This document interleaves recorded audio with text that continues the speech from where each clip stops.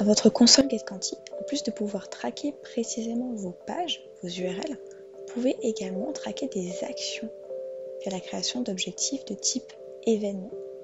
Cela se passe toujours depuis votre page suivie URL.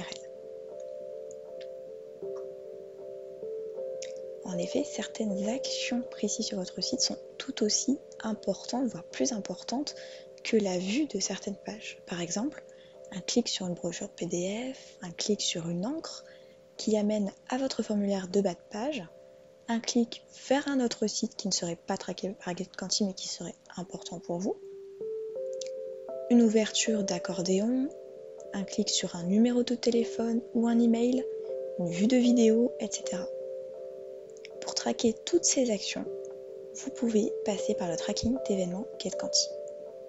Pour créer un objectif de type événement, c'est très simple. Vous passez par les mêmes étapes que pour la création d'un objectif de type URL, à la différence que vous allez cocher cette fois événement au lieu d'URL au niveau du type dans le paramétrage de votre objectif. En choisissant événement, un petit code va se générer automatiquement pour votre objectif et vous devrez le copier afin de l'utiliser sur Google Tag Manager.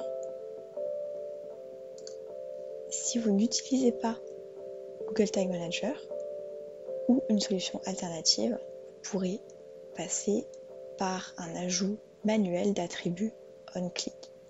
Pour cela, référez-vous à notre tutoriel sur le sujet. Une fois mon objectif créé côté GetQuanti, je vais basculer sur Google Tag Manager pour configurer le déclenchement de cet objectif. Pour cet exemple, nous allons prendre l'objectif clic espace client.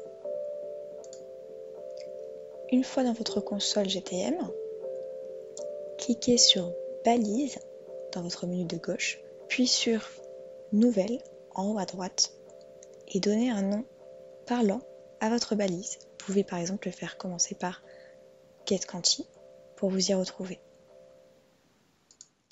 Ensuite, cliquez dans configuration de la balise et choisissez HTML personnalisé.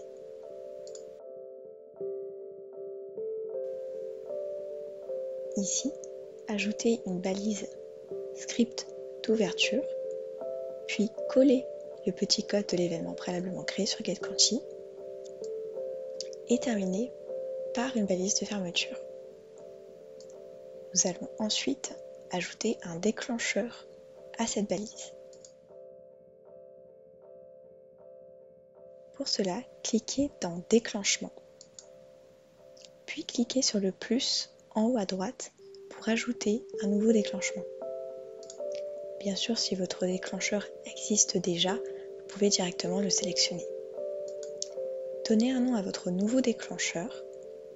Ici, il n'est pas forcément propre à GetQuanti et pourra être utilisé pour d'autres outils tels que Google Analytics par exemple. Donc vous pouvez simplement lui donner un nom évocateur par rapport à l'action qui est concernée. Donc ici par exemple, clique sur bouton espace client.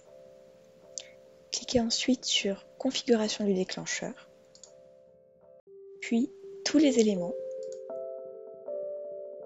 et sélectionnez certains clics.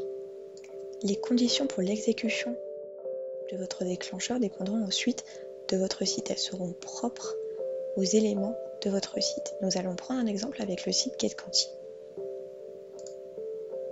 Je souhaite en effet traquer les clics sur l'entrée espace client dans mon menu.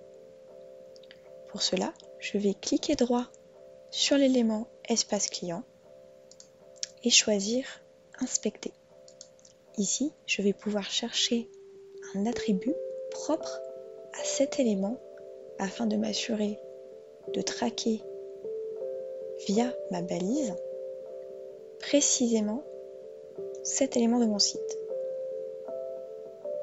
Je peux par exemple utiliser un ID ou une classe qui est propre à cet élément.